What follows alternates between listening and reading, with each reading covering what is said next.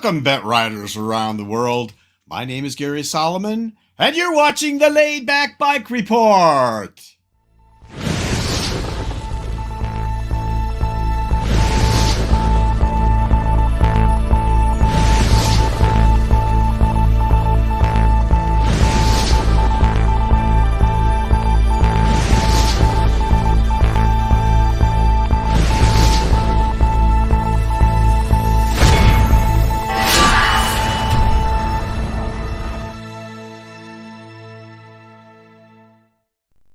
What a pleasure it is to have you all with us today. Thanks for joining us. Let me tell you what's on the show today. We're going to kick it off with a report from Carbontrike. The Carbontrike 2.0, you might recall a few years ago, was on the scene, and the Swedish developers were bringing it to the USA. Well, we have Lars with us from Carbontrike, and we're going to talk to him all about what the plans are now for the Carbontrike 2.0. I think you're going to like that.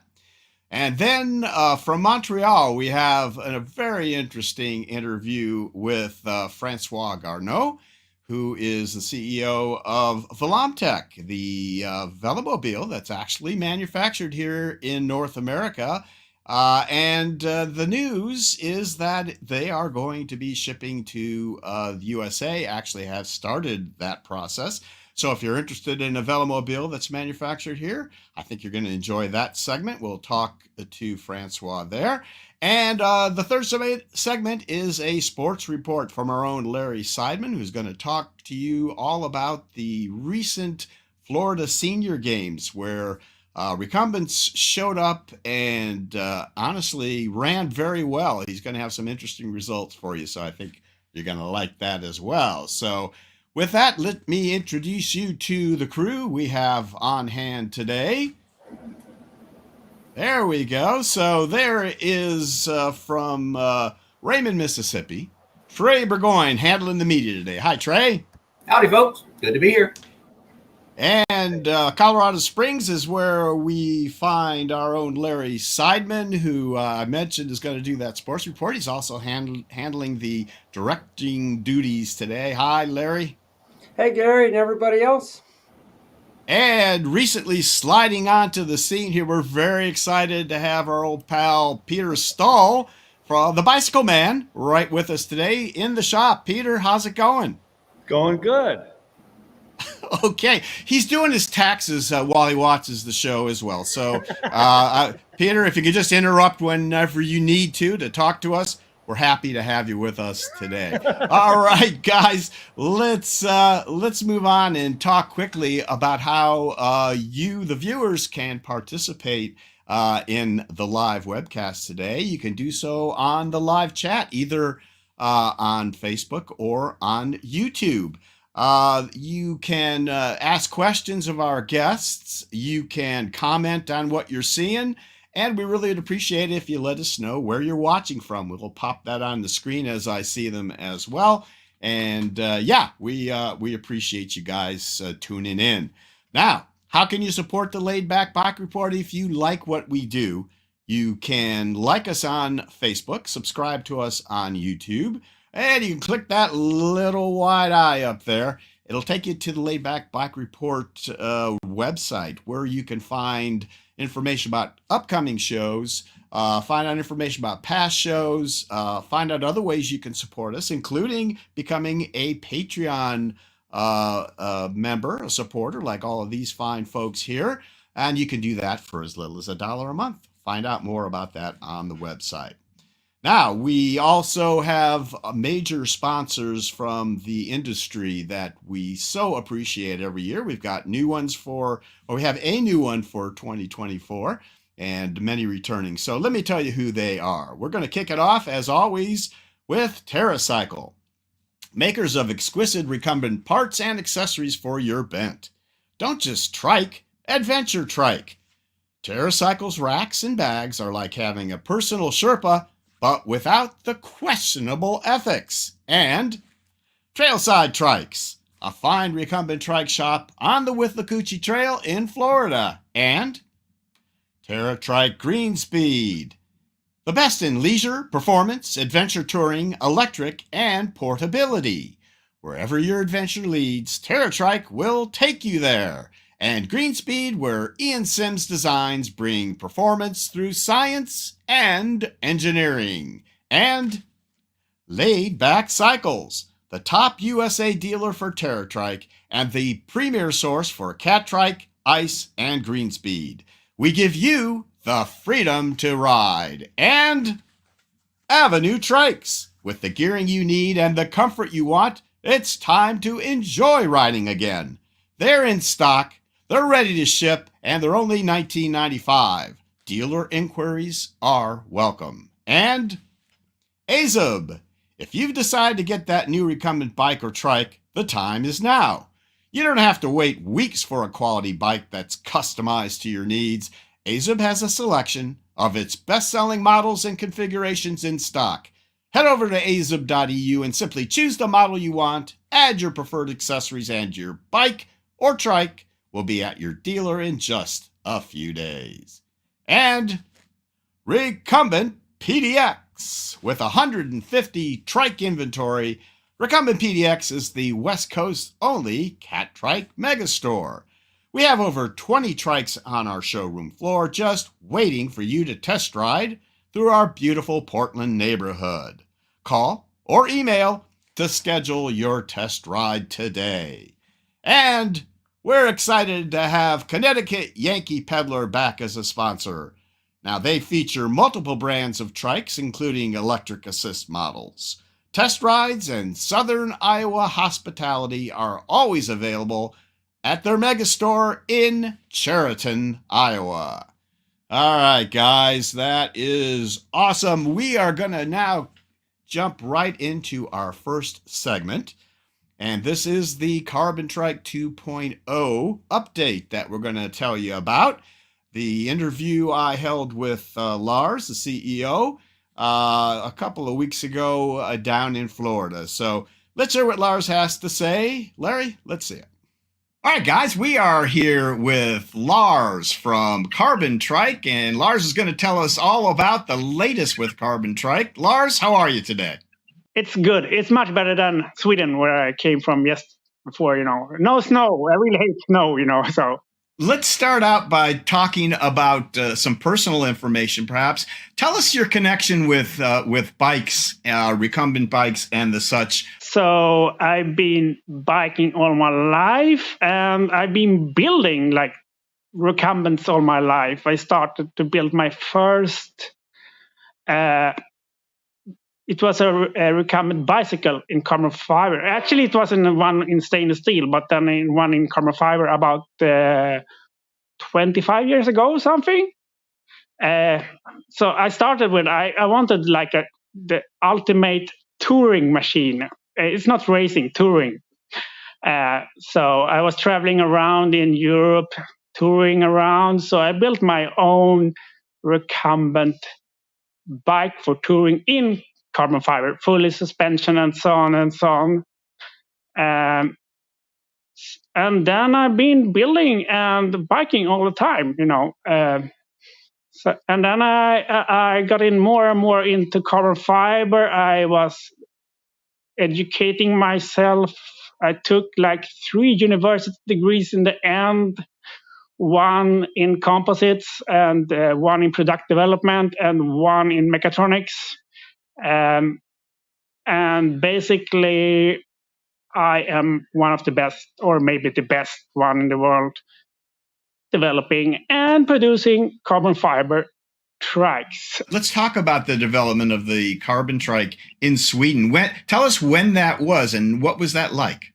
It's a long process. I started 2004 with the first thinking of making something like that. 2008, I started Carbontrikes. The goal was to have the first carbon fiber trike on the market, and full carbon thing on the market. And we were ready with that about 2013. And the plan was from the beginning, as we were in Sweden, the plan was selling around Sweden and Europe and so on. Didn't get that way. So we started to sell to US immediately because it seems like the main market is in US. And we were selling all around in the world, very few in Europe actually, and only one in Sweden and very few in Europe. So after a while, we felt like US is the market.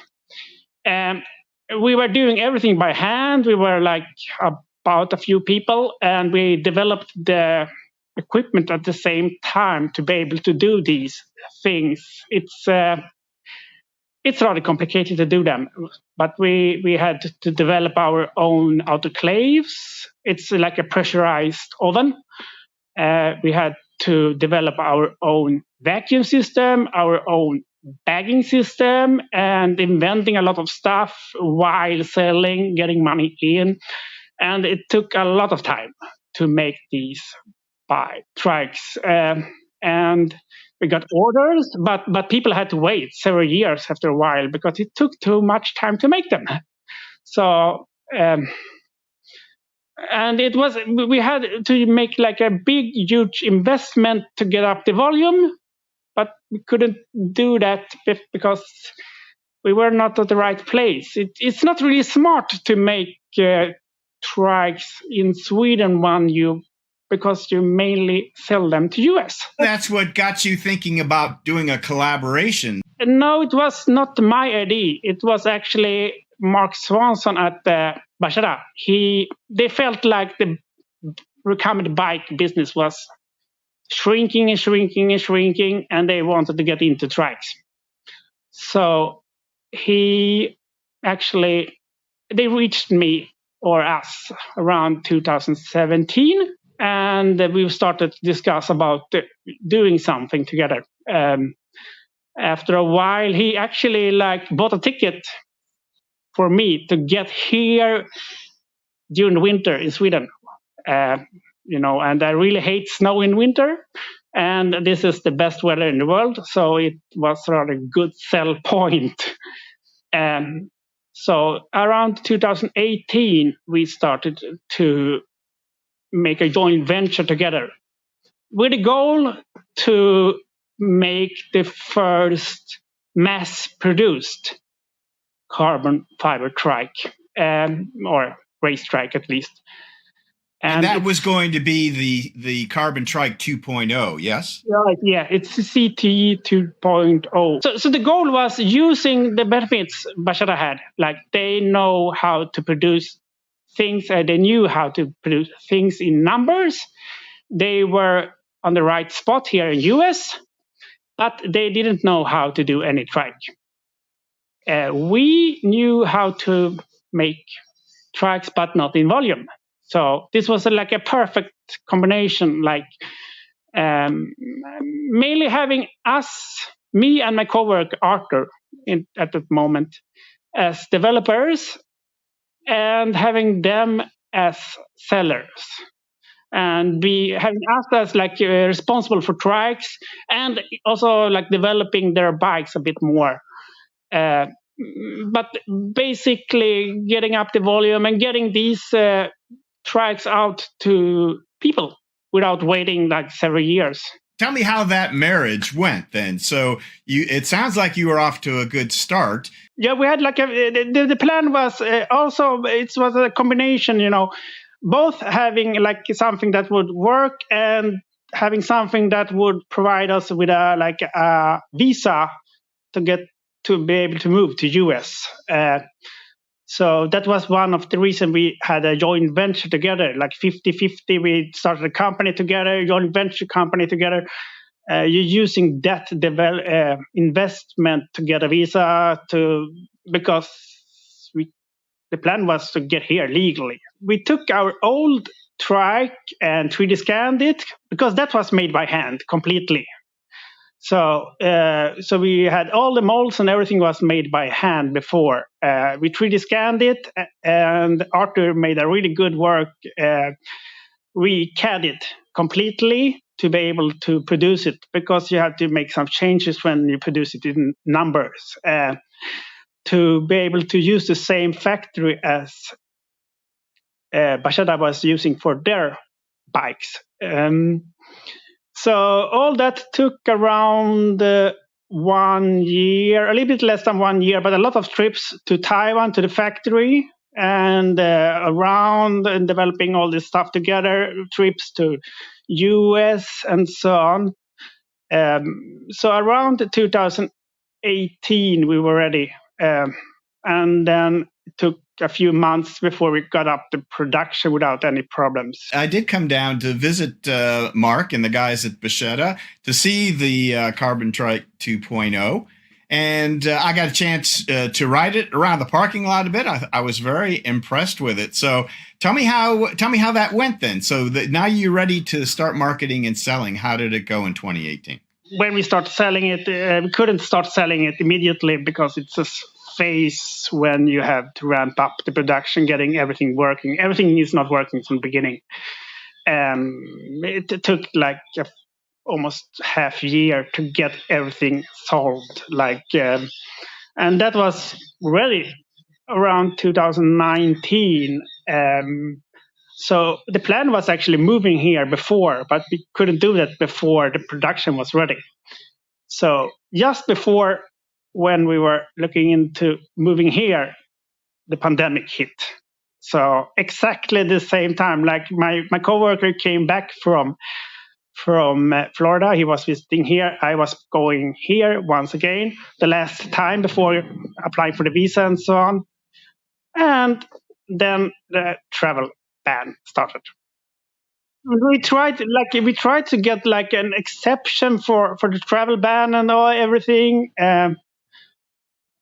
Felt like this is okay, good for US before, because people has to get out and move and so on, and it wasn't possible getting any exception and so on. So actually, for about 500 days, I was not legal getting here to US. And Bacchetta, they had to still keep on doing the trikes because, they had started to sell, but they couldn't do it with us because we were not legal to get here. So they sold like around 100 trikes. I don't know really exactly what happened with these trikes. At some point, then Bacchetta made some major decisions after COVID started waning, and they actually decided then that they were going to sell their two-wheel business, and they subsequently did that. They sold it to Dana Lieberman over at Bent Up Cycles out in California. But the trike business, the Carbontrike, you still had the same goal in mind. And so why don't you kind of start then when you were able finally to get to the plan to get back to the USA? Take it up from there. Tell me what happened then. The plan was to getting Arthur, my coworker, but he couldn't wait during the COVID, so he's not part of it anymore. And the plan is actually getting more US workers here instead of getting Swedish people. That will make it much easier for me to get my visa working and so on. But when we're starting, I have around 50 trikes now, carbon trikes here, ready to assembly and sell almost completely. And restarting selling direct to customers. Okay, we're going to get into your sales and your marketing now and that sort of thing. But I thought maybe at this point it might be a good idea to take have you describe the CT 2.0 in more detail for us. I see you have one over your shoulder there behind you on a stand. Could you, for our viewers, describe for us the Carbontrike 2.0? What are its features? What are its benefits? How does it differ from the other trikes on the market? There is like three main competitors we have. It's Catrike 700, it's Ice VTX, and it's Green Speed Aero. We are the only one in carbon fiber. The other ones are in metal. That is good in some sense. We are the only one with like the only carbon fiber trike on the market with a monocoque frame. It's like a frame that are in one piece instead of tubes. So if you want a carbon fiber trike, race trike, it's the only option. We have used the benefits of carbon fiber. You're getting some dampening in the frame, in the front part. It's like a wing construction with some dampening. It's not an active suspension, but a passive suspension. It's a seat that are integrated in the frame. Okay, the other trikes also have integrated seats, both the cat trike and the Greenspeed Arrow, but our are adjustable for the rider. So you can have it for different riders because you can adjust the backrest, make it shorter and longer. And you have like a part in the bottom that keeps you seated when you turn fast. So you don't slide off. You know, the seat angle, the range of the seat angles? It's 28 degrees. So if you compare that to like the Cataracte 700, it's 25 degrees. So that one is a little bit more inclined. If you compare to the Greenspeed Arrow, that one is it's 20 degrees only. And the Ice VTX, they can change the angle. But we choose 28 degrees because it's like a good combination. You know, if you're making it too upright, you're going to lose speed. It's going to get more wind resistance. If you're getting it more too inclined, you're going to lose speed when going uphill, actually. So this is a good combination, and you want to be able to see too. So 28 degrees is a really good combination. It's not really super extreme, still racy, but not without losing, speed going uphill, because most roads are both flat and uphill. Okay, if you're going uphill and if you're racing, weight is going to be important to you. Yeah, so tell us about the carbon fiber and how that fits into the weight reduction on this trike. It's the lightest in the market. It's I think the second lightest on the market it's the Cataracte. No, the Ice VTX, but our are about 2 pounds lighter. So it's about 26 pounds, according to the standard way you are measuring it, without pedals and seat pad and neck rest.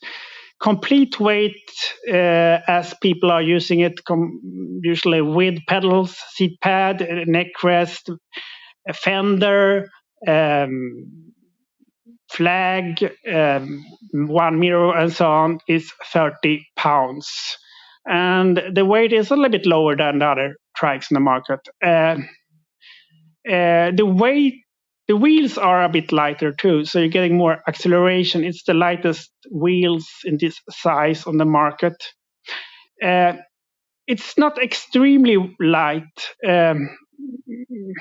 but hard to make something lighter that are still possible to use and still possible to use for a lot of different riders. So you've talked a lot about racing, which seems to be a big emphasis for this trike, but you've told me before that there are other ways you can take advantage of the lightweight and the advantage of the carbon trike. Yes, I'm a touring rider myself, so the reason it's, when it's carbon, usually you use it for racing.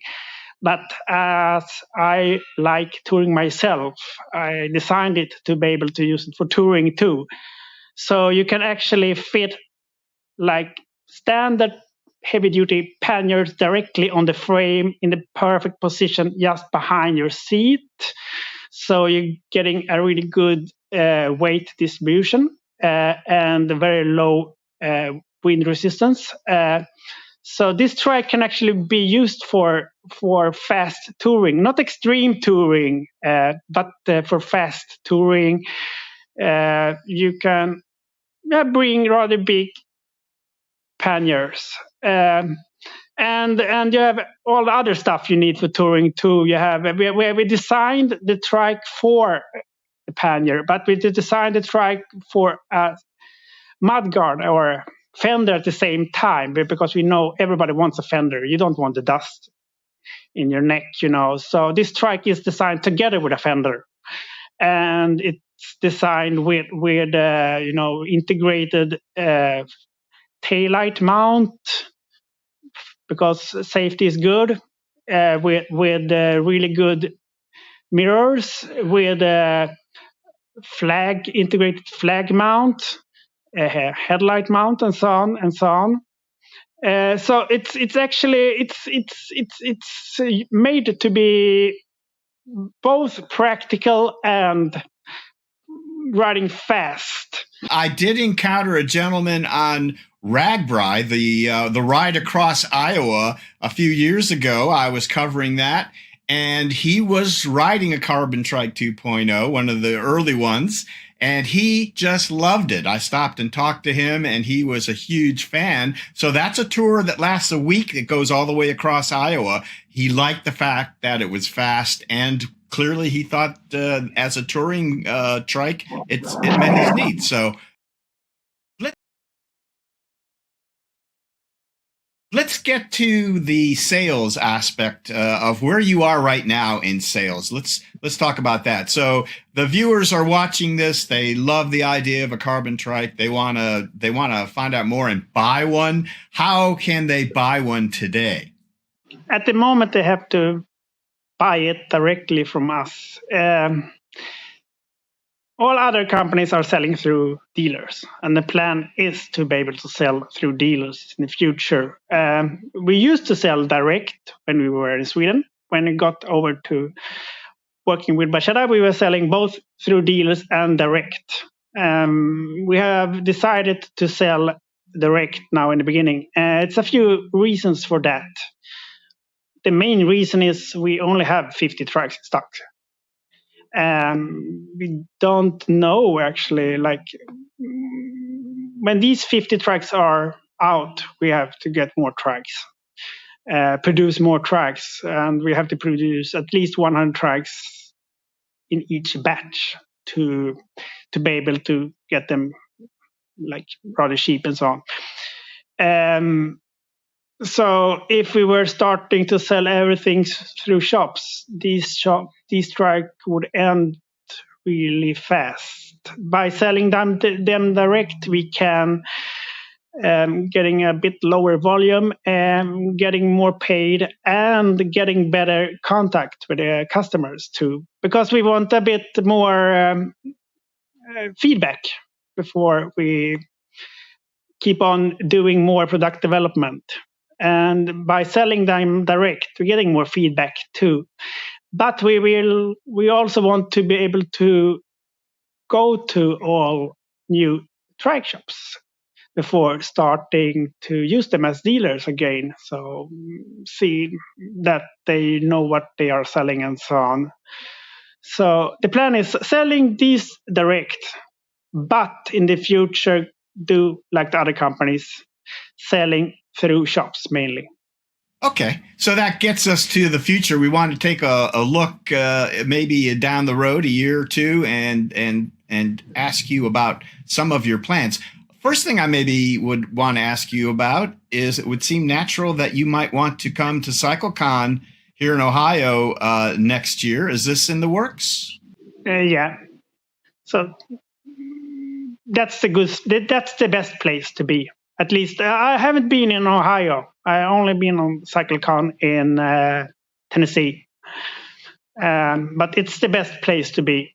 But definitely going to CycleCon again. You had mentioned to me when we talked before, Lars, speaking of having people, that you may be interested in looking for a business partner at some point. Is this something that you're considering? Rather soon, actually. Yeah, in the beginning now it's going to be more of a business partner than like a employee. So in the beginning it's restarting everything. We have like 50 trikes in stock here. using the sales from them to get money in to pay a business partner and so on. But I want a local one, someone that can be working together with us to let it grow. And we have a unique product. We have a lot of trikes in stock. Just need to sell them, and we are owning this, tooling and so on for these trikes to make them in volume. It's something that other companies can't do. So I will look into getting a business partner here in Florida. Okay. And so if there's someone watching actually who might be interested in talking to you about that, they should get a hold of you, huh? Definitely. So we are staying in Pinellas Park outside of Tampa. It's I think it's good if somebody is living rather close by here. Obviously so. Yes. Yeah. All right. So we talked about some of your ideas for the future of the business. What about the future of the CT 2.0 as far as its development goes? Do you have some ideas about what down the road, what you'd like to do as far as developing the CT 2.0 further? What sorts of things would you like to do? We have invested in these molds and so on for these trikes. So we are definitely going to use them as much as possible, just making small changes, different upgrades of like maybe wheels and so on. And also in the future making a bit cheaper trikes, but still using carbon fiber parts. So the plan is to keep staying in this race trike segment, not getting into the segment with other trike manufacturers, making, because they are already good making that, but we are going to stay in the area where we are the best. So CT 2.0 will probably be a CT 3.0 rather soon, but rather similar to the one you have today. And will there be a CT 3.0 E version? We actually had like an E version just before the pandemic. The good thing with that is it was light enough to carry up on your car. So, because, when you're going electric, you usually you don't have to care about weight anymore, because with an electric system, but you still have to be able to lift the trike. And the other electric trikes on the market, they are super heavy. This was the lightest one on the market. It was with a Shimano system, and then the pandemic started and we had to stop it. Maybe we will get back to making an electric trike. All right, Lars, thank you so much for taking us on this tour of the Carbontrike 2.0 as it is and the future of it. We really appreciate you taking the time out. We wish you all the luck in the world in getting this thing back rolling again. Any final words for our viewers? Okay, if you want the best trike on the market, a really fast trike, buy our trike. If you search for carbon trikes or carbon trike, you will find our webpage. So without an S or with S or everything. So very good. Yeah. Well, we'll have that put down in the description of the video, so folks can just click on it, and hopefully we'll be able to find it for and find out more, or perhaps buy a Carbontrike 2.0. So, Lars, thank you so much again for being with us on the Laid Back Bike Report. Okay. Thank you. Well, that's great, and we are very fortunate to actually have Lars with us live. Lars, how are things down in Florida today? Hi, I'm home at the moment, so it's a bit different here, but okay. It's nice, this is Florida, so. Yes, I understand. It's snowing outside here, so I know you know what that's about. All right, let's jump into a couple of comments and questions that we have, if that's okay. And first of all, from Daryl Jordan over in Wisconsin. He's talking about manufacturing equipment being expensive. Would you apply your technology to other non-cycling products? And he then refers to Rands, who did have aircraft. So I know you're actually manufacturing overseas in Taiwan, but you do own some. You own the molds and such. Tell us if you have some plans that you didn't talk about in the video there for any other sorts of products. No, we are going to only make trikes. It's that's what we are doing the best. So the competition is in different areas is rather high, especially when you're getting into carbon bikes, traditional bikes. The competition is extreme, so you don't want to get into that area. Making trikes is a good area because it's rather complicated, so you will not get other companies doing it. At the same time, there's a market, and there's benefits and so on. So we are going to stay in this area as long as possible. Okay. Yeah. Good. So now go ahead. Yeah, we were doing everything before by ourselves in Sweden. It's so it's possible to doing that too. But by moving everything to Taiwan, it was possible to do it in much higher numbers, so people doesn't have to wait that long to get the trike. So the plan is to keep on doing these trikes, and we don't expect other trike manufacturers to do something very similar, because it's a bit too complicated, it's a bit too expensive to start doing it. Okay, makes sense. Now, Char Tech is asking a question. So maybe we need to clear up any confusion there is here about your connection to Bacchetta, or what is now Bacchetta. So we mentioned it a bit in the piece about Dana Lieberman, who is now the CEO of Bacchetta and is doing the two-wheelers.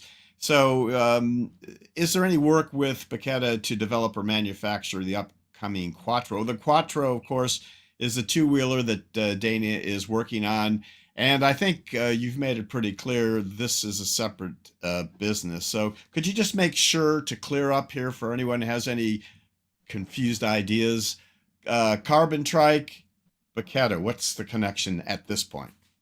So we ended, during the pandemic, Bacchetta had to still selling the trikes and so on.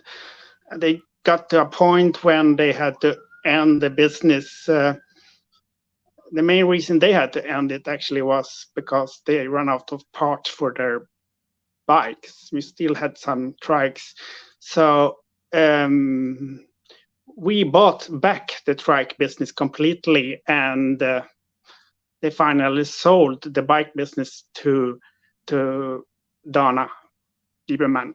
So we don't have any real work together with them. We had some contact, but they will probably be still just working with the bikes, and we will still only work with the trikes. The market for recumbent bikes are very limited at the moment, so we're not very interested in getting into bikes. And I think Dana will only stay with bikes, so this will be separate. Yeah, but the reason we still keep on calling it Bacchetta, it's because we are still using, part of the Bacchetta. The production and so on is partly Bacchetta. So it's still, when you say it's BCT, we are very close by. Yeah. BCT Carbontrike, is that right? You're still kind of using that logo kind of thing. Yeah, okay. Makes sense. And we are actually staying at the same place very close by where Bacchetta were before. It's only like 2 miles from the old Bacchetta place. Good. So it's a lot of Bacchetta stuff in Good. trikes still. Okay. But Larry, could you pop it's Peter completely up too? separate, from the bikes. Okay, that clears things up. All right, Peter, you, I know, had a couple of comments and a question here for Lars. Lars, that's Peter Stoll, the bicycle man, no stranger to manufacturing trikes himself, the Avenue trikes. Peter, first of all, you made a comment about the seats and the any adjustments and stuff. Go ahead and make that clarification, if you would, Peter. Well, yeah, I believe the seat adjusts for torso length, not for recline angle. That is correct. Okay, good. The other question. So how is that? I'm not even clear about that. So, Lars, how is any adjustment made on the like seat? on the HP Velo seats, the carbon seat. Yeah, it's about the same type of adjustment. Yeah, like they have on some of their seats. Yeah. Okay. And Peter, So you you had a can couple other adjust the questions. length. You are adjusting, moving up and down the backrest. So you can adjust it for short riders until all the way up to long riders. But the seat angle is fixed because it's integrated in the frame. So it's extremely the 28% angle that you mentioned in the 28. Okay. And Peter, did you? In the private chat, you had a couple of questions there. Do you want to ask Well, those? I wanted to say that seeing the bike at the show, I was extremely impressed with the design of it. There's a term in the industry called black aluminum, and that's where you design something out of metal and then you replace the metal with carbon fiber. And that's the simple way to do it. Trek started their carbon bikes that way, and TerraTrike did a carbon trike that way. But this is a bike designed from the ground up to be made out of carbon, which allows them to use a shape that distributes the loads really well. And by the way, it's the coolest looking trike on the planet. So that's really a good design, and I'm sure it'll be a success as they continue to improve the product. I was wondering what the weight limit on the trike is, and if the weight limit on the E version is different. We don't have an E version. We will see if we're going to have it. Okay. But the weight limit is, let's see, I'm not very used to US. Well, give it to us in kilos. In kilos, it's around 100 kilos. It's actually not limited very much to the weight of the rider. It's more of the size. If you're getting too big, it's going to be hard for you to steer because your butt would actually hit the handlebar. So it's mainly depending how you look like in the end. If you have a big, it's a race trike, so it's rather narrow. So if you are too big, you will not fit the trike anymore. So it's around 100 kilos. How much is that in pounds? It's like 200. Peter answered. Yeah, that's 220 pounds.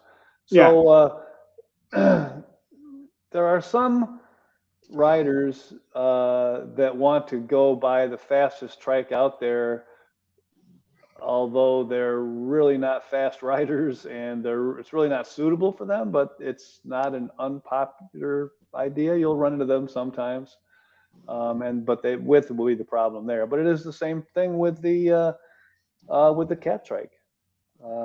Not as much, I think, on the Greenspeed Aero and the Ice VTX. Yeah, I think they are similar. All of these are rather similar. They are narrow trikes. Well, they're narrow, but on the Greenspeed, the handlebars move forward and backward, so they don't hit your legs. And on the ice, it's indirect steering, so it moves in an arc that's centered around the center of the frame instead of centered on the kingpin. Steering is very similar to the ice trike. It's the same type. Oh, okay, okay. I didn't realize. Same type of steering. So it's a bit better than the cat trike, because the cat trike, it has the direct steering, so going sideways when you're steering it. That's even more impressive that you have a bike with indirect steering that weighs 26 pounds. So it's steering is most of the things are very similar to the ICE VTX. Actually, it's it's only the bottom bracket. It's a bit higher on the VTX. It's super low. So we have like 2 inches higher, or 1 or 2 inches higher bottom bracket. But the rest of the trike is very similar to the ICE VTX because we like it actually. So it's very similar to the VTX. It's a bit better turning radius, or a little bit better on our trike, but the steering is very similar. Okay, very good. Well, I'm looking forward to being able to ride one more than around the show someday. And with carbon fiber, you can get some dampening, from the carbon fiber. So we made like the cruciform, the thing between the frame and the wheels. It's shaped like a wing, rather narrow wing. So you're getting about ½ inch of passive suspension. So that's about the same as a Catrike Dumont front suspension. No, it's a little bit similar to the Greenspeed Arrow, but they used aluminum, and it's not really smart to try to use the dampening from aluminum because it's going the to break. fatigue life of aluminum is not as good. But, No, I believe the Dumont lists their front travel is around ½ an inch. Well, it's a little more than that. Okay, should have more. I guess it's you have active, but that's like when you sit on it, it's very little. So yes, very little. Yep, it's nice. A little bit is nice. Some people want to go off road; they need more suspension. But when you use real suspension and active suspension. So okay, guys, I'm going to actively suspend the rest of this conversation. It's been great, though. What a nice opportunity to have 2 really knowledgeable guys in the trike business chatting for us and letting us know their thoughts on a couple Trey of confirms designs. that the front travel of the Dumont is ½ inch. Okay. Thank you, Trey. But then when you sit on the Dumont, there will be a little sag in the suspension, so you'll actually get a little bit less than that probably. Okay. So I think you've got a great product. I'm looking forward Usually to you have like 1/3 of it, or maybe 1/5 of it in sag when you sit on it. Okay. All right, Peter. You. Thanks so much for the extra comments there. We appreciate what you had to say, as always. And with that, I think I'm going to thank Lars once again for his contribution to the show today. Thanks for working with me, and we wish all the best for Carbontrike. And if nothing else, we hope to see you in September in Ohio for the first time for you. Yeah. At the CycleCon. All right. I'm getting up there. Yeah. Okay. Well, we'll welcome you with open arms. Lars, thanks again, pal. We will see you again soon. Okay. Bye. All right. Bye-bye. All right, folks. So now let's move on to our second segment. It's a Velomobile segment, and we will be talking here with Francois Garneau of Velomtek with the VT1, the Velomobile manufactured here in North America in Montreal. So the first video you're going to see is actually Francois giving us a tour, the latest version of the VT1, and what's all in it, and you'll get a nice look at that.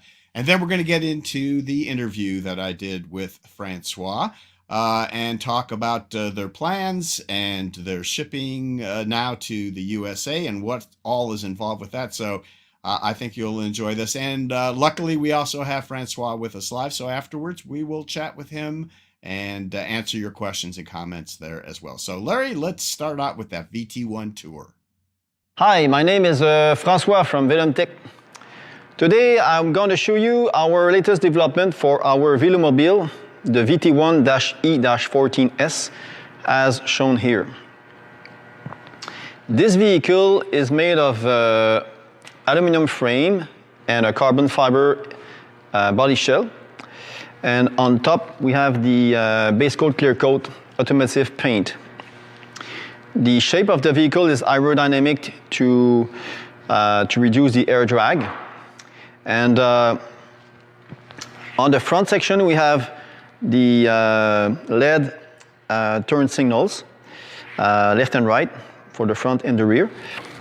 We have the air inlet to provide good airflow to the rider. And this plug is used for riding in cold condition. This is the headlight. And on the back, we have the mirror, oriented mirror, and turn signals on top of it. That is very useful feature. The front wheels are 20 inches by 1.5 marathon racer type. And we have drum brakes, Sturmey Archer drum brakes, 90 millimeters, which is very efficient and low maintenance.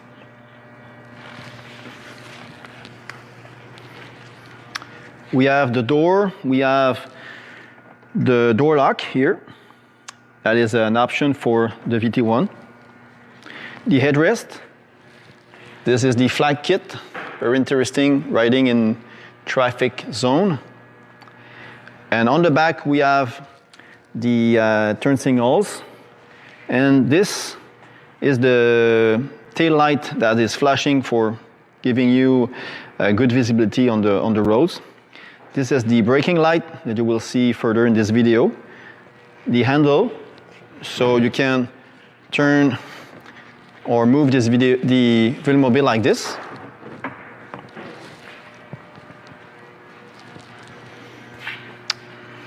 On the left side, it shows the front wheel cover made of carbon fiber. This is an option. The short visor, this is a standard equipment. And on this left, it shows the full visor or the race cap that is very efficient for riding in cold or rainy conditions. And this part can be flipped or oriented to provide bigger or less airflow into the bubble. Recently, we tested the bigger tires that we can put on the VT1. These are the Big Bend Plus 20 by 2.15. So it's a low pressure tire, so it provides good shock absorption of the roads. Now we will show you the inside of the VT1.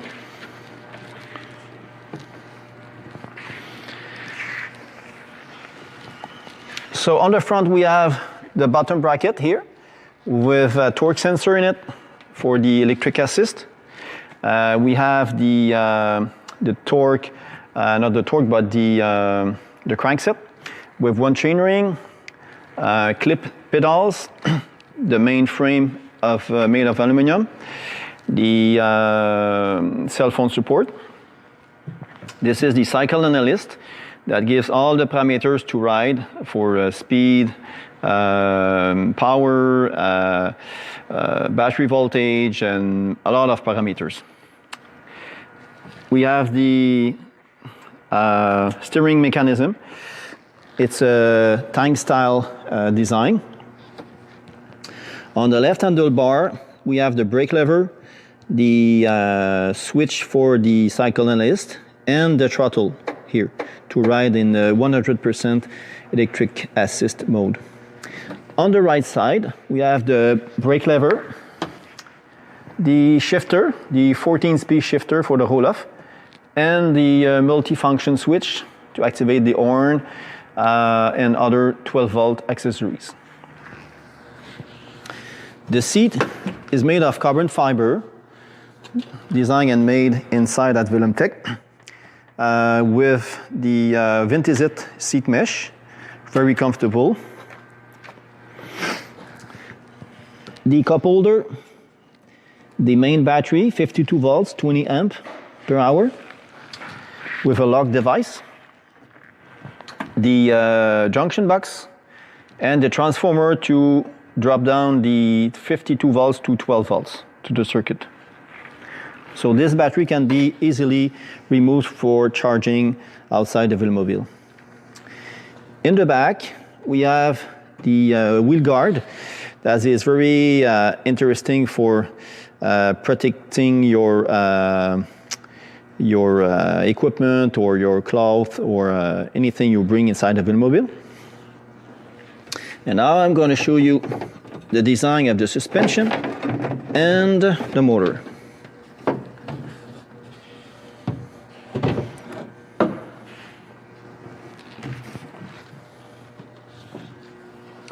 So the front chain coming from the chainring goes to the inlet of the transmission, and the outer chain is coming from the roll-off to the single sprocket on the rear wheel. So on the back we have the Green Technologies V2 direct drive motor that is very powerful, a high torque with up to 750 watts, and it has the regen capacity, so you can brake very efficiently with only by using the regen mode, and then you can recharge your battery very efficiently. And the suspension is designed with a pivot here on both sides, so it's a very rigid design. And we have two elastomers that housing at the shock absorbers. There are two different styles and 3 different locations upon your body size and weight.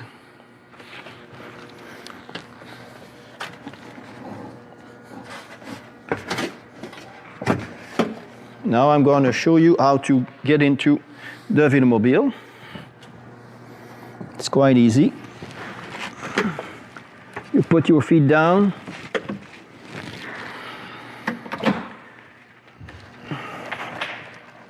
Orient these two door latch at the right orientation. Then you lock the door in place. You can check the horn functionality. You can check the headlight functionality. And left or right flashers or LED turn signals.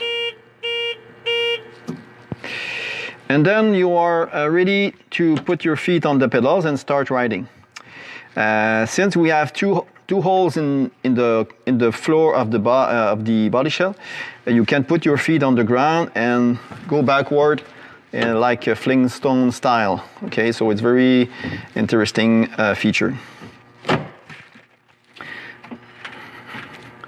So at the end of your ride, you stop, you attach the park brake on the left side to prevent the VT1 to move. You get out of the VT1. You can turn the power off by turning the key off. And that's it. So very easy to use, very easy to handle, and you can go up to 25 miles per hour as a normal maximum speed for electric assist e-bikes. And the VT1 is available with electric assist or not. So it's 2 different configurations. It's available in different colors, many options.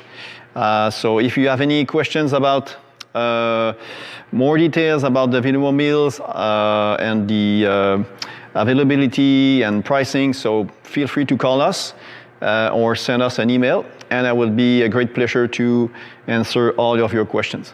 So thanks for watching this video, and talk to you soon or see you soon at Velomtek. Bye-bye.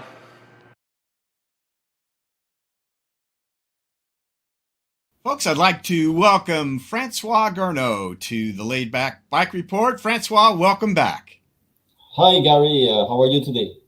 Doing great, and we're so glad to have you on to talk a little bit more about Velomtek and what you are up to now. So we're going to get an update about the VT1, the Velomobile that you have been working on for quite a while now. Mhm. And the latest news has to do with where you are now selling is really what we want to focus on. Okay. So if we can, let's start there. You are now marketing in the USA, so this is a big step. Tell us a little bit about how that came about. Okay. We started the process for selling our Velomobiles to US customers early in 2023, and we talked with a couple of people who said, okay, what is the pricing and what are the options and what is the manufacturing delay for getting a Velomobile, and so month after month, I was getting in contact with potential customers, and because many of my newsletter subscribers are coming from USA, from Vermont to California or Florida, and in September, last September, I was getting in touch with a guy living in Indianapolis. His first name is Frank, and he said, "Okay, Francois, I'm really interested to have a VT1 for my transportation mean, and to leave my car in the garage and using a Velomobile to go to work or to go to the shopping." And so I said, "Okay, what kind of configuration would you like to have your VT1?" So I said, "Okay." I prepared a manufacturing contract. This is an Excel form that shows all the details for configuring the product in terms of the color, which option would you like, what are the coordinates of the customer, and so we get through all the details for this manufacturing contract, and at the end we have the final price and the shipping price if we want to have the Velomobile shipped to the customer. And so we start from there. And I think in October, we start the manufacturing process for his VT1, which is a VT1-E-14S with fully equipped Velomobile. And so manufacturing process was going well, and at the end of November, we said, okay, now we are very close to deliver your VT1. So he said, okay, I plan to come from Indianapolis with my pickup truck and go to Bel and see your shop and discuss with you and bring my Velomobile at home. So since it was our first experience for getting all the documents for customs to import a Velomobile in USA, we was in relation with logistics specialists in Quebec that are involved in selling product around the world. And so with the help of these people, we were able to prepare all the documents that were given to the customer just before he leave the shop. So he came here with a truck. We set up all the things for him, make sure that he was introduced with all the basic functionalities and what is important to know about using a VT1. And then we put the Velomobile in his truck, properly attached, and then he went back to USA, going through the customs in, I think, Windsor, and the day after he was at home and he was experiencing his VT1 under a rainy day, but it was fine because he chose the full visor option. And then so Francois, so let's explore that trip through customs that was it Frank? Did you say his name was? Yes, his first name is Frank. Yes. Yeah. So Frank then picked up his VT1 from you and traveled back across the border there at Windsor, as you said. And did he talk to you? Have you learned a bit about that particular experience? What was that like for him? Because for the folks that will be picking up, one of the two options, picking up or shipping, I guess, yes. From the U.S., I'm guessing they want to know more details about that. Can you explain to the folks what he experienced? Since the customer would like to bring his Velomobile at home by his proper with his truck, the first step was to fill out one or two forms. So they ask for the driver license. They ask for the documentation about which vehicle to be used for bringing the products through the borders. And the other things was to prepare the document for the custom clearance. So for the customer, when he leaves our shop, he got, I think, 5 or 6 different documents that was very that were approved by us, or by the logistic company, or by the federal agencies in USA.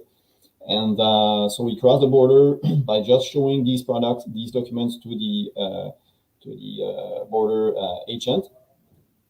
And it was going fine, and he was coming back to home. And I think that the only thing he had to pay was the state tax about the import value for this product. But this is normal procedure that he was probably have to do in the days or weeks after. I don't really. Yeah. I'm sure that's true. So just to be clear, then, so the costs of transporting the Velomobile across the border from Canada to the U.S. Okay. There were no other, besides his state tax, which is going to happen anyways. There were no other costs involved?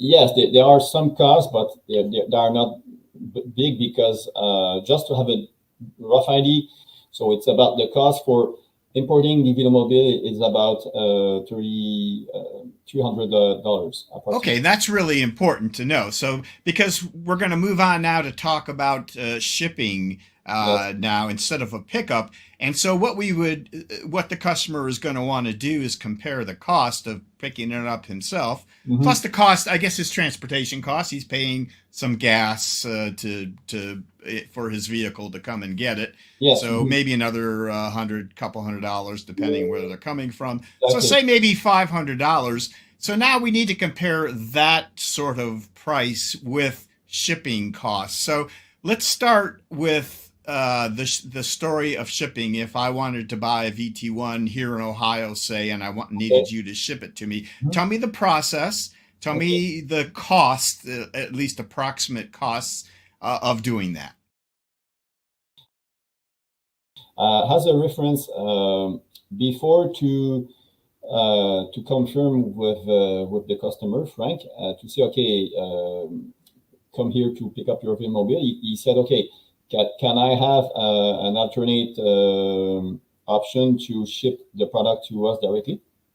So I asked our logistic company to provide a quote for shipping the product directly to his door, and it was approximately $1,000 US for the transporter, and the shipping cost will include on the shipping cost, we have to include the cost for making the wood crate, because wood crate is about $250. So the wood crate plus the shipping by a transport company directly to his home would be approximately $1,250. So now, since he was coming here with his truck, as you said, he have to pay for one hotel room and for the gas, but the cost, the overall cost was reduced because was using his vehicle.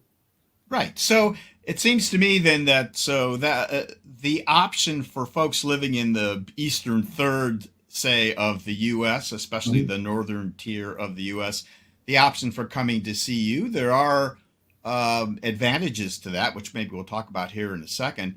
So that cost and picking it up, bringing it back, it looks like it's going to be about half the price of what it would be to ship, something like that. Yes, by the time you add everything in. I think that's probably a fair assessment. The advantage of shipping especially becomes important for those folks in the western 2/3 of the United States, where it becomes less and less easy to drive to Montreal, say. So that's really good information to know. Those costs may increase a bit with more distance, but probably not very significantly. So folks will have a good idea now about the costs involved with that. Francois, give us an idea about the wait time. If I was to order a VT1 today, how long would it be before it would be ready to either pick up or ship? Okay. Based on our actual production, we are building now the 5. We started to build the 5 next series of Velomobile. The first unit of this 5 unit kit has been delivered to, the first one was delivered to the guy in USA. So now we are building the 4 others, and the number 2 of this 5 units is almost done. We're going to make the test ride and the final quality control tomorrow. So this vehicle, it's an orange one, fully equipped with all options. So it will be available for shipping in the coming days. And we are in a way to build the 3 others beginning of January.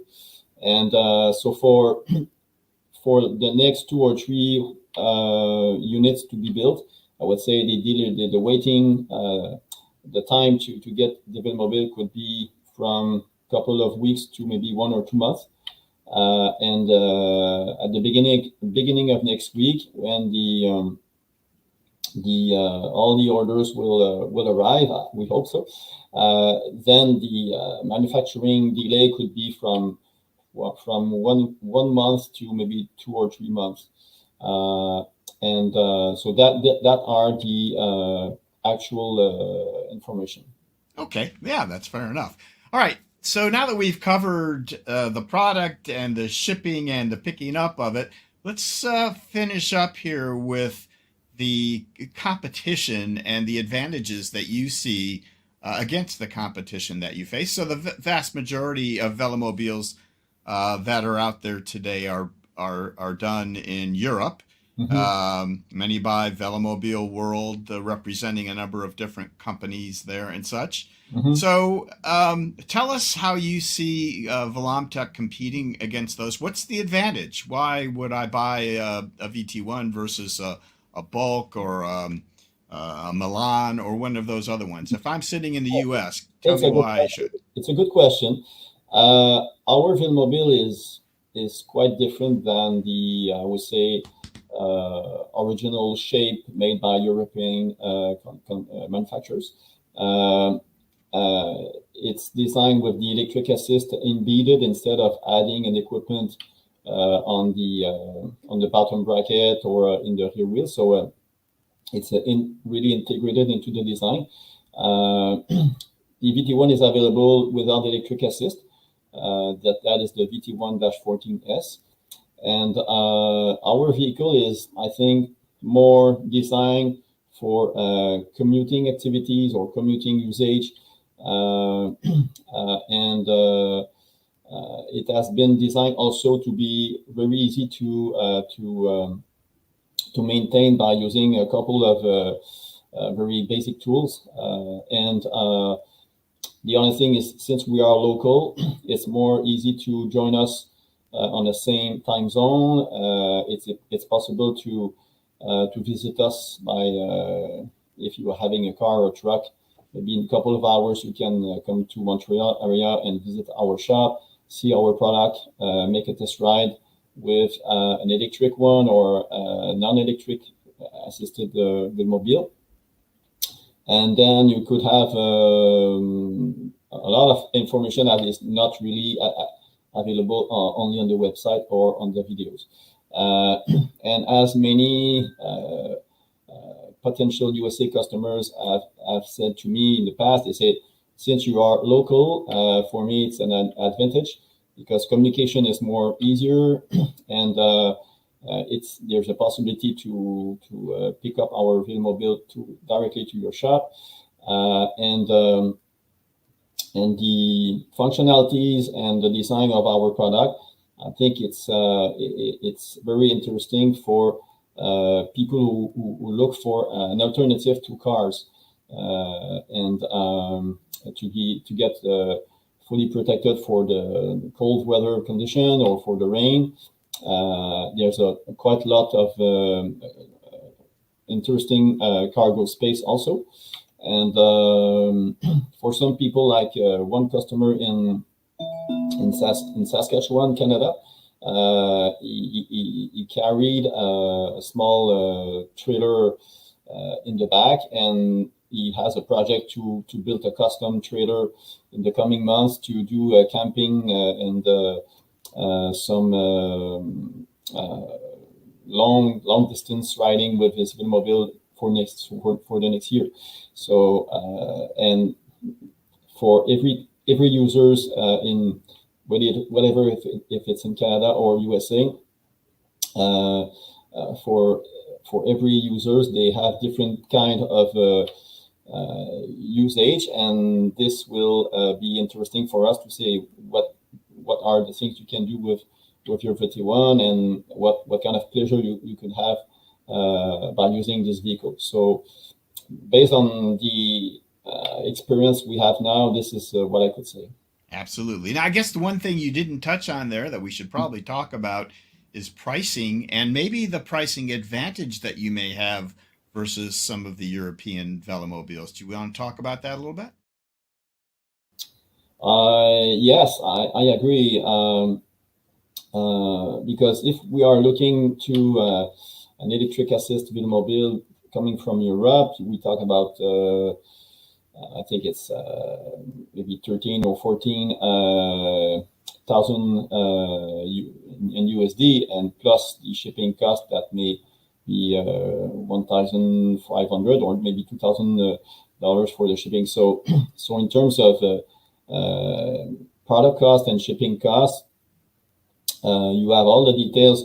If you go to our website, you have all the details for the electric assist one and non-electric assist one, and all the options that are available for the VT1 are detailed in the manufacturing contract, because there are plenty of them. They are not only the front wheel covers or the seat mesh. There are other options that are offered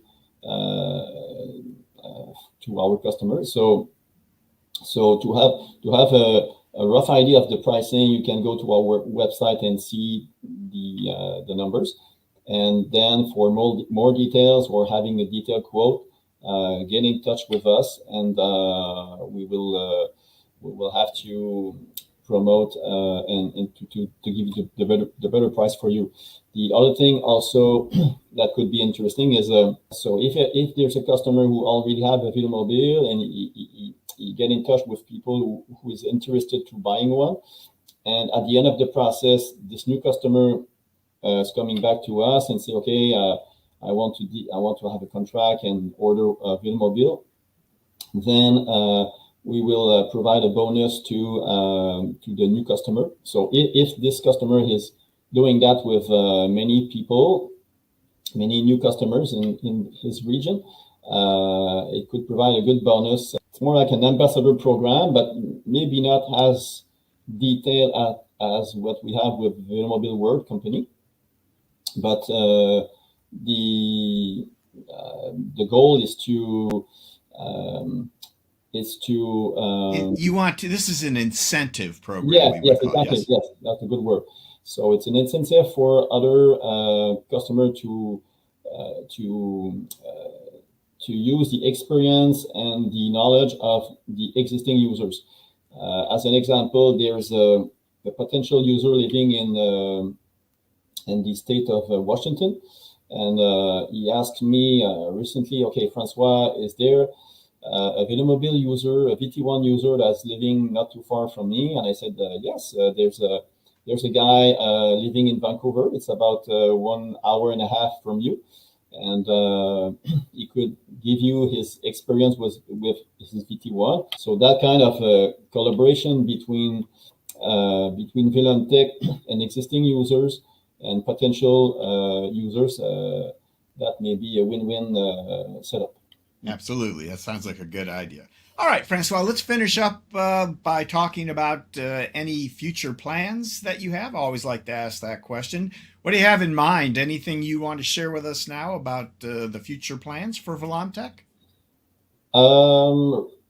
Right now, I would say that we made a lot of design improvement, and we add also a couple of new features in the last 3-4 months. And I would say that for the next 3, maybe 6 months, we would like to really reduce our manufacturing cycle time with the existing design, and to be able to sell and to deliver much more Velomobile in 2024. That is the actual main goal. So that's what I say for the moment. That sounds great. And one last quick one. Any thoughts about bringing a VT1 to CycleCon, to the recumbent show in Ohio coming up next year? Yes. After talking to you about that recently, and also after viewing a couple of videos that's showing this big event, I think that would be a great place to promote our products and being able to meet a lot of people interested into recumbent world. And so I think we're going to plan to do something for September next year. Yes. That would be awesome. Look forward to hopefully seeing you then in September next year. So, all right, Francois, then I want to thank you once again for taking time out to share the latest from Velomtek all the way from Montreal. It's a pleasure having you on. Thanks. Okay, thanks a lot for your time, and talk to you soon. Okay. Good night. And he is going to talk to us soon because, as promised, there is Francois live with us from Montreal. Francois, thanks for coming on the show live with us. Hi, everybody. Feel free to ask any question that you may have. Right. And I have a few questions that we've been getting on the live chat. And yeah, folks, if you haven't asked them yet and you have some more questions, just pop them into the chat and we will get to them. So let's start out with a question here from Daryl Jordan. How about knobby tires or studded tires for those folks in northern climates like yourself? It's lots of snow on the ground. Can the VT1 be fitted with such tires? Yes, I can say that 2 of our VT1 owners has already installed stud tires. The first one has installed that in early of 2023, and I got an image at the end of last week from another customer living in Saskatchewan, and he has installed new tires with stud for running on icy and snow surfaces, and he was so I'm looking to get some more details about how easy it was to ride with his VT1 mounted with these stud tires. But yes, I confirm that we can do that quite easily. Yes. Good. All right. There's a couple of questions here that relate to the hatch, the opening. Okay. First, let's see. Yeah, Daryl Jordan. I also like that the door sill is slanted to make it easier to get in and out. Mm-hmm. And our buddy Ron Thompson, a guest previously on Layback Bike Report, says it looks like the VT1 might be easier to get in and out of than the others. So you showed in that first video when you were giving the tour, you got in and out, but you might want to maybe expand on that a bit. why is it so easy to get in and out of the VT1 compared to those other European Velomobiles that we talked about? Basically, because instead of having a manhole to get into the Velomobile, we can just flip the door to the front of the body shell and then put your feet, your right feet on the Velomobile floor, which is a very stiff and strong composite carbon fiber composite structure. So you can put your right feet on the floor, then the left feet, and then put your hands on both sides and get very and be installed on the seat, and then you flip the door. So for my purposes and for after talking with many people who were interested to get into the Velomobile easily and getting out, that's why we designed this this door or this feature, because previously to design the VT1 with this door, I ever tried two other Velomobiles, so a Quest and a DF. I was getting into these two Velomobiles and make a test ride, and I was considering that it was okay to get in and out, but for some other people who are not maybe as flexible, they say, okay, can we have something that make it much easier to get in and out? And that's why we designed this the VT1 this way. Makes a lot of sense.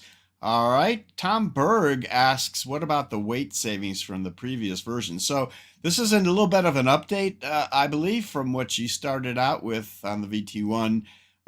So what about weight savings? Were you able to shave some weight off of that previous version?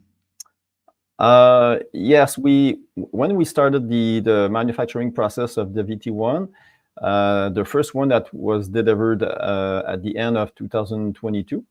And from the serial number 1 to the serial number like 10 or 11, I think we were able to remove approximately 7 to 10 pounds, because we reduced the weight on the frame. We reduce the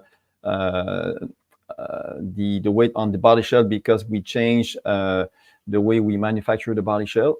In some areas, we reduce the quantity of core that we install during the laminating process.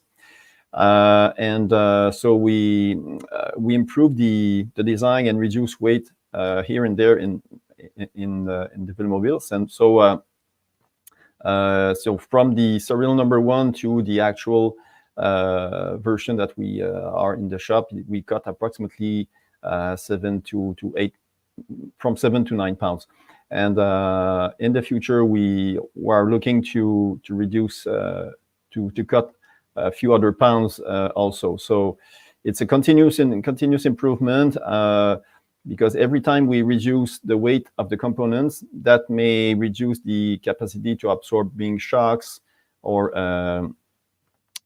different events that may appear when you ride. So we are cutting some weights here and there, but with we stay conservative by doing this engineering works.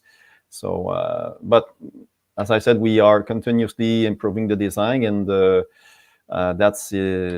is very important for us. All right. Now, Francois, you were telling me off air earlier when we were doing the interviews that you had this guy in Washington State that you were working with, and I had an inkling it was Mark Harris, because I know Mark. I didn't. I should have said something because Mark's a good friend of the show. He's actually been on the show before. Amazing guy, Mark. Hello. He's saying hi to you. And actually, he actually has a question or a comment here. Let's see.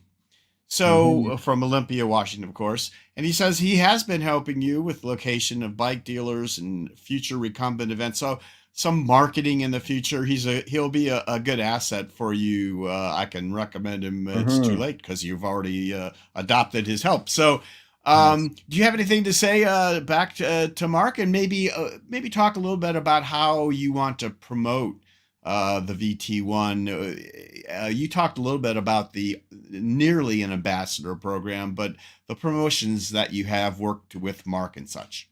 Yes.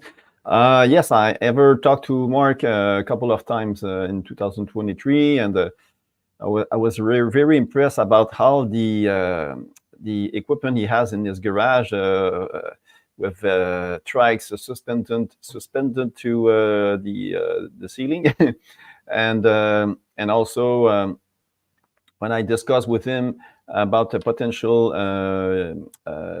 usage for making long rides and going to different recumbent events on the west side of the USA, and for us the marketing strategies for now is to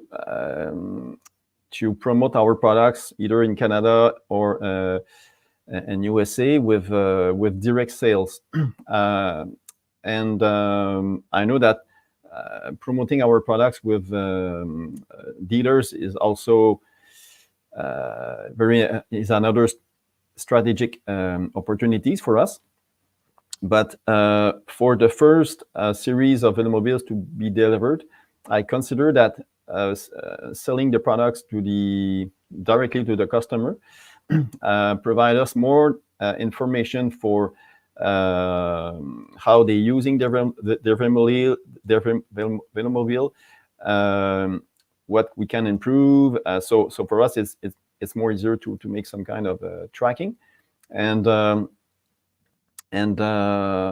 when people are riding with their Velomobiles, whatever it's in summer or winter conditions, just by riding their Velomobile in their cities, this is acting as a promoting activities. And but we still interesting to get in touch with potential dealers for this year, and I will check for which dealer could be interested to promote our products. Maybe one in the east, one in the middle, and one in the west side of USA. So if some dealer owners are interested into our products, feel free to contact me, and we can discuss how we could doing business together. Very nice. All right, a couple of questions from James R. here. First, you did mention in the piece about the 25-mile-an-hour speed limit on the motor, and which I think is also in effect in Europe. But James says he thought that the limit in Canada was 32 kph. So is it different for Velomobiles, or is there some misunderstanding here? No, because since the VT1 with the VT1-E-14S is considered as a e-trikes, so it has to be used and configured with the same regulation as for the e-bikes. So the top speed with electric assist is at 32 kilometers per hour, and the power for the motor is rated to 500 watts in Canada and in 750 watts for USA. I know that there are some states in USA that doesn't have the same power limits or speed limits. So it depends on which state are you living, and that's why, since we have two configuration right now, one for shipping to Canada and one for shipping to USA. And since the cycle analyst is fully customable equipment, so when the Velomobile is coming out from the shop, it's configured to be a Class 2 e-bikes. But after that, if the customers want to make some tuning on the motor or the controller or the cycle analyst, it's still possible to do it, but it becomes the responsibility to the user to make these changes. So that's what I could say for the moment. All right. And his second question regards spare parts. What about spare parts? Are these just standard things you can get at any bike shop, or are you going to have some available? This is a good question. We have spare parts in stock, but the parts that could be replaced, including chains or tires or brake components. So some of these components can be available on the market, on internet.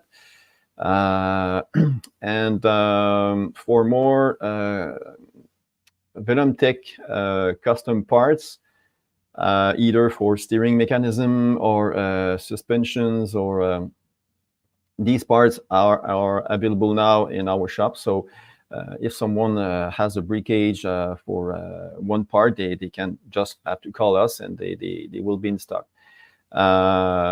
So that is what I could say for at this time. All right. And Daryl Jordan again, what's the sight line from the seat? So like how close can you see the pavement in front of you if you're sitting in a Velomtek VT1? That is a good question. When the seat is adjusted at the proper height and proper recline value, I would say that probably that maybe 8 feet on the 8 to 10 feet from the front or the nose of the mobile, we can see the ground. I didn't make this measurement, but it's very close to this value. All right. Mm-hmm. Yes. And Recycle Felu says, this is more of a comment. I do find the Velomtek quite appealing as presented, with fair pricing for options, including gearing and shipping. So, and you talked about this, you probably don't need to say too much more, but your value compared to some of the economic values offered from the European Velomobiles is quite strong. Again, you clearly delineated the differences, mm-hmm. and this Velomobile may be different, maybe for different people than those, but there is a significant value difference pricing wise with the VT1. Yes. Yes, exactly, and as mentioned before, since we are located more closely to close to your home, so if you want to get in touch with us, we are on the same time zone, or maybe on the same time zone, and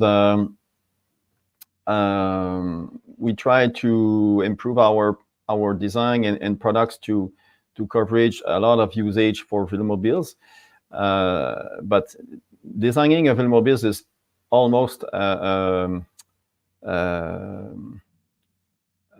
work of compromises, because we want to have lightweight components for the body shell, the wheels, and everything. But we also have something that is quite easy to go uphill and to bring some stuff in the back of the seat, and to be able to ride into rain or to ride into cold weather conditions. So we have to choose design options to get the actual manufacturing configuration, and I think that for a lot of people who are interested to ride in the Velomobile in the coming weeks and months, I think we can offer a good products for people who want to keep their cars at home and being able to get in shape with riding in the Velomobile. And I would add that since it's an electric assist vehicle, the cost for charging the battery is about 10 cents. So maybe 10 to 15 cents. So and you can charge it with any 120 volts AC power outlet. So this feature is I consider it's a very interesting feature for many people. Yes. Very good. Okay, and this is going to be the last question from comments from Daryl. how does it handle speed bumps? Let's maybe just ask more generally the suspension. You showed the suspension in your little tour of the VT1. Do you find the suspension will be adequate for most people's needs? Yes. From all of the VT1 owners, some of them said, okay, I will choose the standard marathon racer 20 by 1.5 inch tires on the front. And they are okay with that. Some others say, okay, I would like to have more air volume on the front tires. So they go with the Marathon Plus 20 by 1.75 that provide a little bit more cushioning effect. And the tires that we have tried in November with the Big Bend Plus inflated that to about 35 psi, 30 or 35 psi. That provide a very big difference for the cushioning on the front, because the rear suspension can be adjusted with your body weight. We have two different sizes for the elastomer.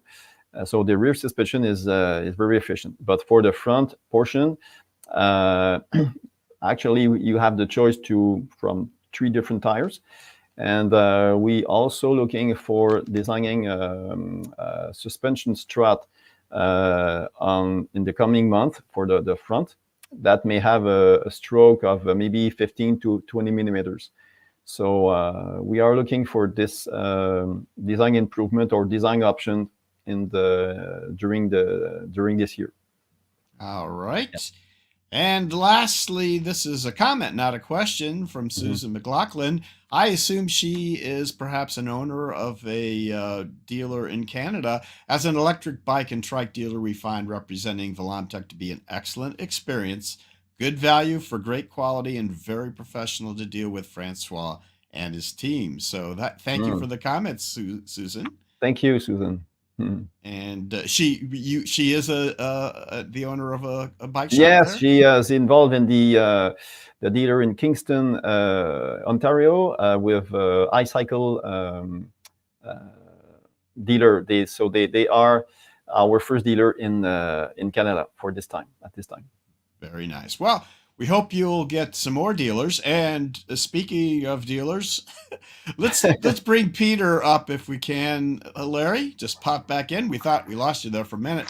Peter, are you still with us? Yes.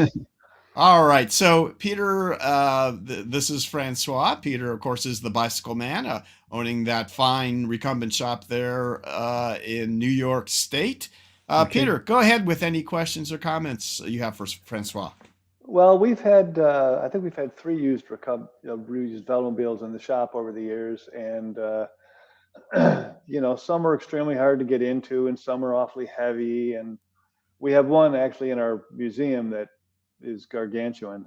It's really old. It's from the 80s, made in Colorado. I have to do some more research on that. But anyway, looking at the development of Velomobiles, I think that because a Velomobile is heavier than a standard trike and more aerodynamic, I think having e-assist and dynamic braking is wonderful, maybe essential in hilly areas. I think it's a great idea. I think the luggage space you have is fantastic. I think a practical Velomobile is going to be the most popular thing on the market. And there've been Velomobiles from one end of the spectrum to the other. There's full race bikes, and then there's the organic transit. Which was a really unique vehicle, but it was huge. I think the ease of getting in and out of yours is very good. We had the customer want to get into a used one we had one day, and we looked at each other and said, I don't think we can get you back out without rolling it over. Yes. So I think that's a real good feature. I think I had a couple questions. How does it adjust to the rider? Does the boom adjust or the seat adjust? You said the seat adjusts for height. What a great idea. And as you were talking about the visibility forward, that's of course critical to be able to adjust the seat height. That's great. I hadn't heard of one that does that before, but I'm not an expert on Velomobiles. Yes, when you are getting into the Velomobile, the first step is to adjust the seat So the seat can be moved. They are approximately 3 inches of stroke from aft to forward, aft to forward the direction.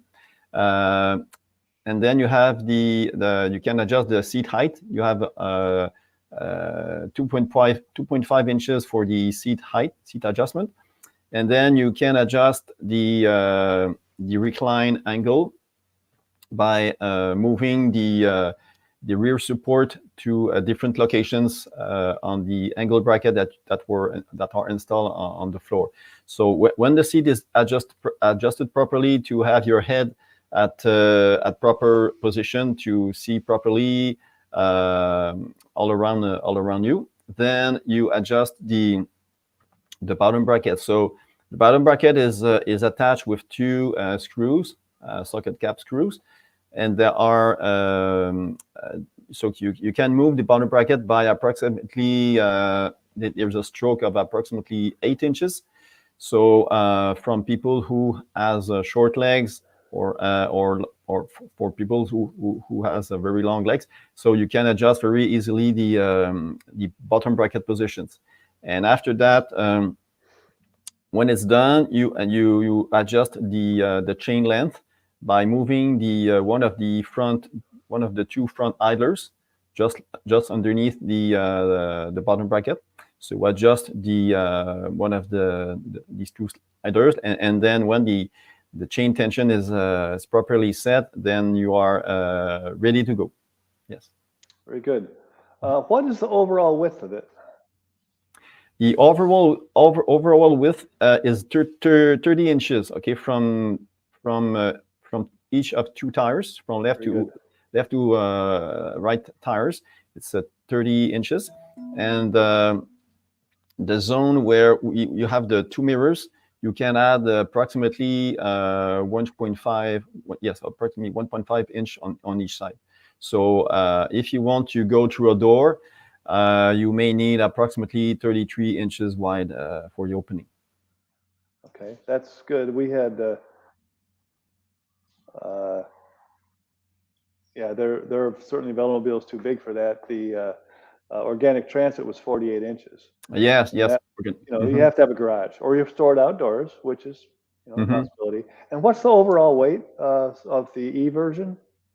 The E version actually approximately 100 pounds. Yes. And we are looking for maybe reducing this overall weight during the coming weeks and months. But I would say that approximately it's approximately 100 pounds, and it depends if you add the front wheel covers or the full visor. But these options are not very heavy. But yes, it's about this value. Well, I've been, thinking to myself for years that it's going to be, we've had bikes from racing bikes to we've had bikes up to the 5 foot tall, 4 foot wide organic transit, and there's going to be something where the industry is looking for that sweet spot. And I think going through a door, weighing 100 pounds with e-assist, having dynamic brakes, easy to get in and out, good luggage space.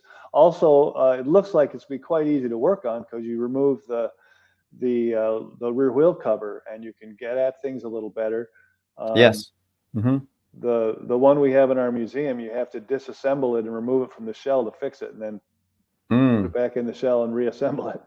We haven't tried yet, but that's what it appears like it'll be. But so I think that's great. I think that Velomobiles have a great future. I think they're going to be popular one day, and I think it's going to be along the lines of what you're doing. More practicals, not racing. It's commuting. It's car replacement. Yes. So I think that's where the market's going to be, and I commend you. I think it's exciting. It's really exciting, and available in North America is wonderful also.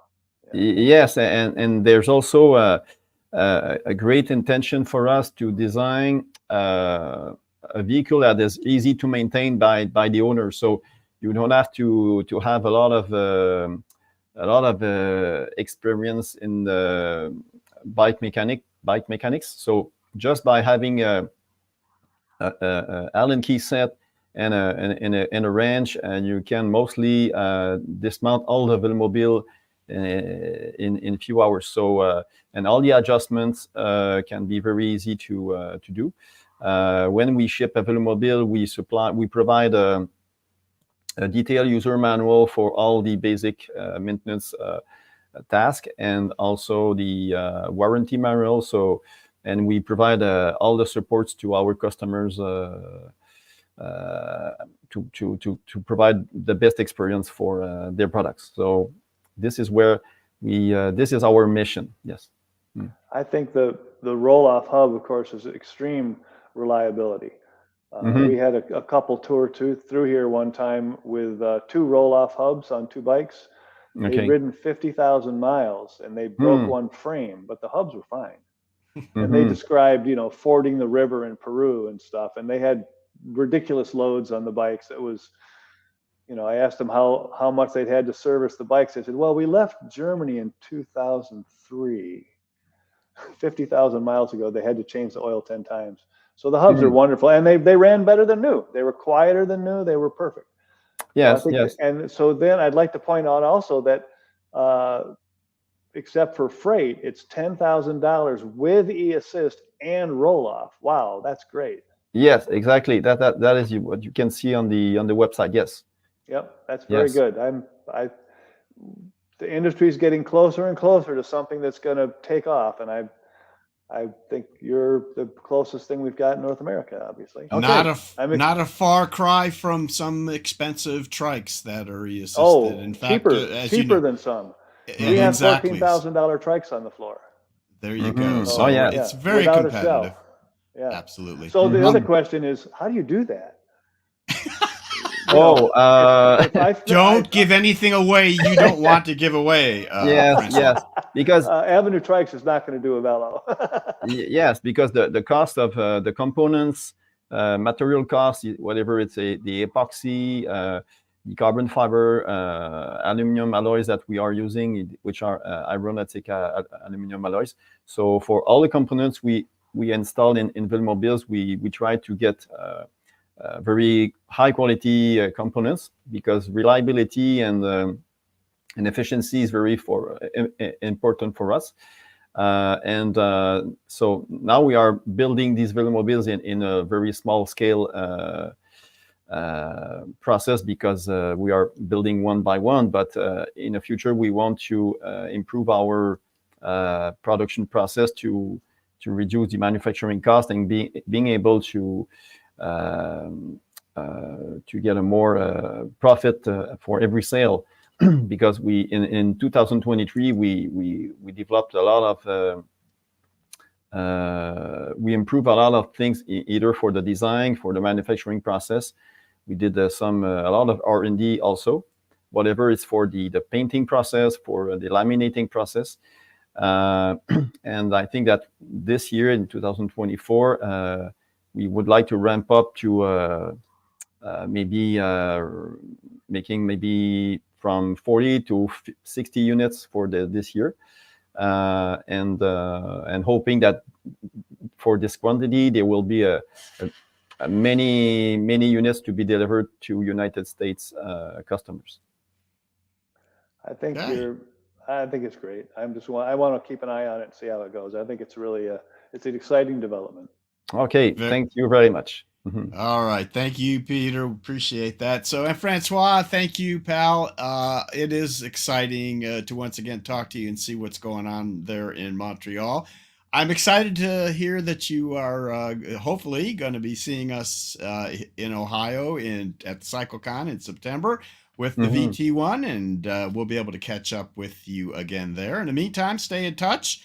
And any last words before we leave you, Francois? I would say that the trikes world and recumbent world and Velomobile world is a very exciting, I would say, market segment, because for us to promote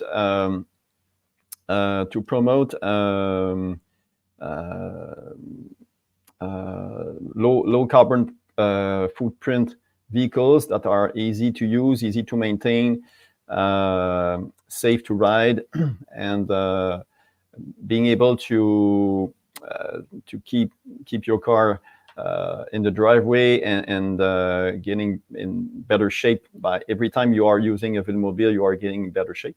So I'm also surprised by why we are not why there are no more Velomobile manufacturers in North America. We are the only one in Canada, and in the United States, I think we have a very specific products. And I hope that this year and the coming years will be the time for Velomobile market to getting larger and larger. So this is my biggest hope. Mm-hmm. And I thanks you, Gary, and all the people who are trying to promote these vehicles for a new and safe and green world. Yes. Sounds wonderful. Yes. Well, you're doing your part, that's for sure, Francois. Mm-hmm. So best of luck. Bon chance, okay. I guess I should say. Merci. And we will beaucoup. See you again soon. Au revoir. Okay. Bye-bye. See you soon. All right. Okay, folks, let's move on to the sports report with Larry Seidman, who is going to tell us about the recent Florida Senior Games and the events that were there. Larry? The Florida Senior Games took place December 2nd and 3rd in and around the Tampa, Florida area. The 20K and 40K road races were on Saturday, December 2nd in Dade City, Florida. There were 2 different race directors this year. The 2 road races were put on by Tim Molyneux of Top View Sports. The courses were a loop as shown here, 1 lap for the 20K and 2 laps for the 40K. The time trials were headed by Stephen Perez-Lua of Perez-Lua Coaching. The 5K and 10K time trials were the following day, December 3rd, near Florida Polytechnic University in Lakeland, Florida. Here's what the start of the time trials looked like with riders going off at 30-second intervals. The courses were mainly flat, including long straightaways and a small incline leading into the U-turn. Here's the 5K course, and here is the 10K course. The star of the day was Kyle Larson on his collaboration of Cruise Bike and Marsiglio. He was not only the fastest recumbent racer, he blew away the entire field of every cyclist, averaging 28 miles per hour in both the 5K and 10K. Here are Brian Korchesny and Dan Zimmerman of Spokes Fighting Strokes. Dan had a few things to say on his Facebook page after the races. I'm winded, but able to race. Felt good, thinking strong, finish, bite the bullet. Then broke a pedal on the arrow, pedal attached to my shoe. All the years of riding, this never happened. I checked the tire and chain, but not the pedals. Roadies passed me. Managed to put my good leg on the boom and pedaled with my bad leg 2 miles back. Mad at myself and Sagwagon. It turned around a quarter of the way before it got to me. Pissed. Really pissed. May passed me. Everybody passed me. Roger, Will, and Vicky. May did wonderful.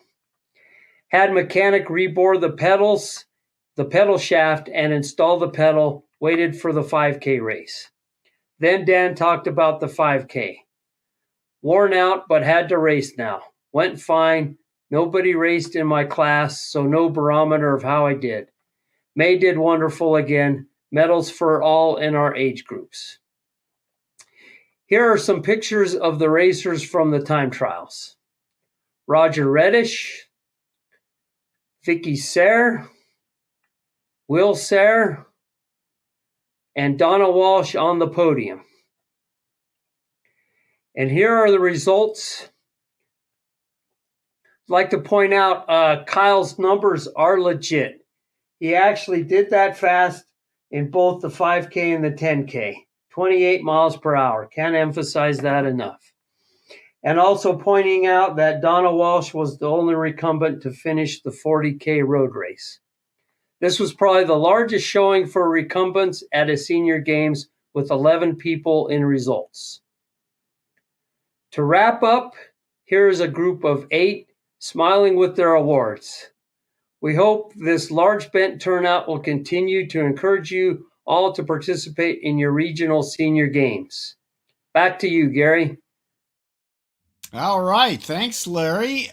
So I think you've got a couple of updates about senior games and some other things. Yeah, What you got? first of all, a couple of sad notes is Roger, who was at the Florida games, he's in the hospital in Colorado Springs, so our thoughts are with him and his wife, Gabby.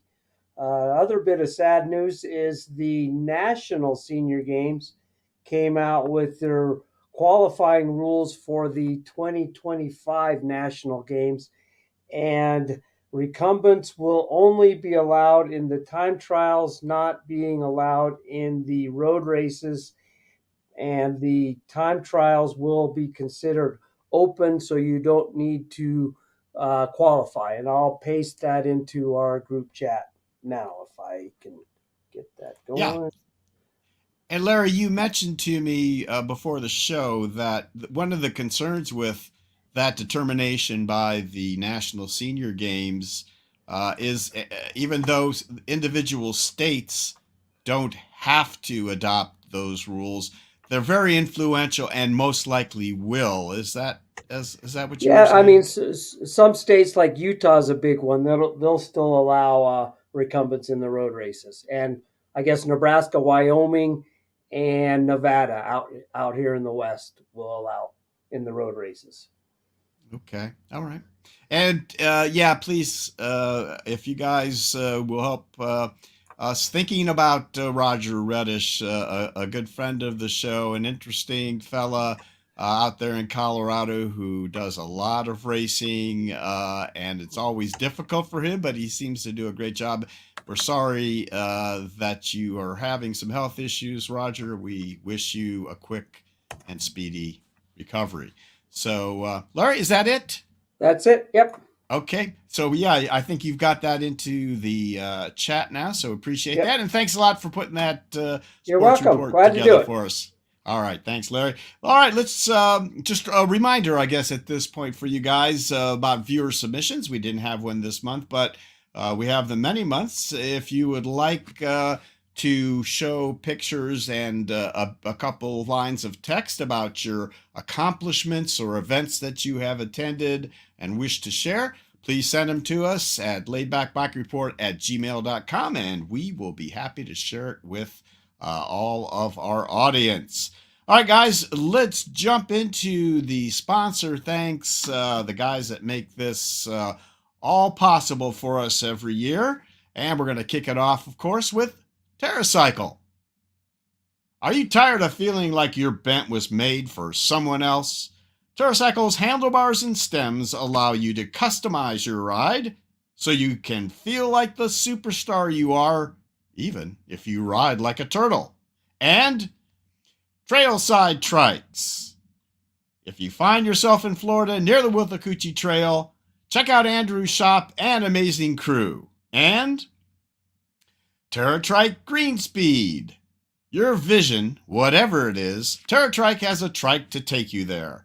And Green Speed cutting-edge design create performance through Aussie ingenuity. And Laid Back Cycles, the top USA dealer for TerraTrike and the premier source for Catrike, Ice, and Green Speed.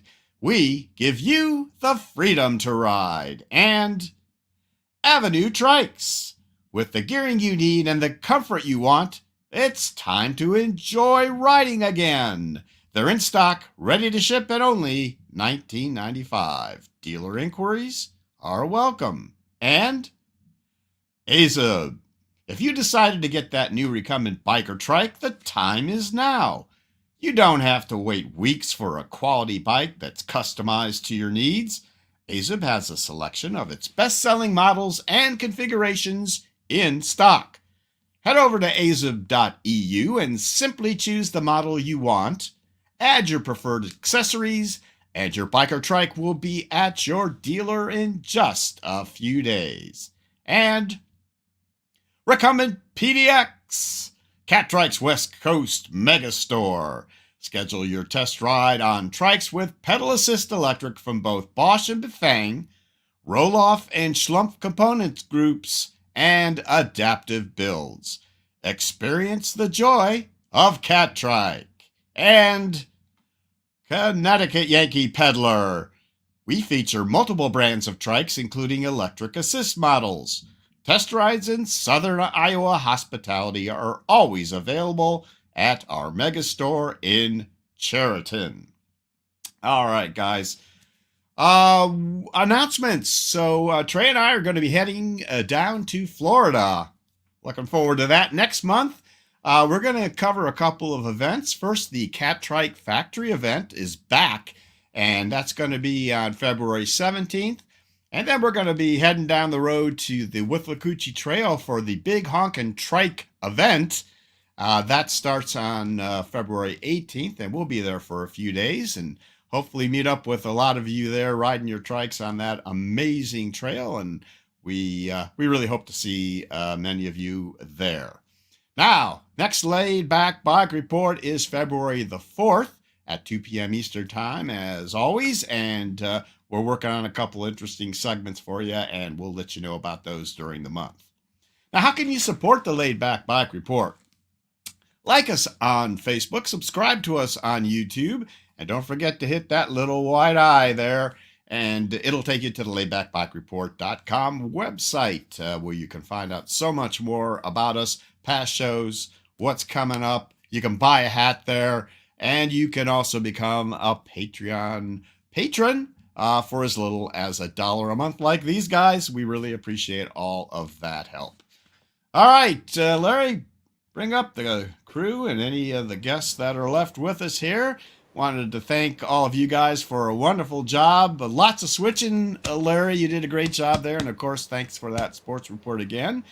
And, Trey, yeah, buddy, thank you for everything that you do, supporting the show every day. Peter, such a great thrill to have you back on the show. So much contribution today. We really appreciate your thoughts on all that stuff. Good to be back. Thank you. Sure. And Francois, again, thank you for being with us today.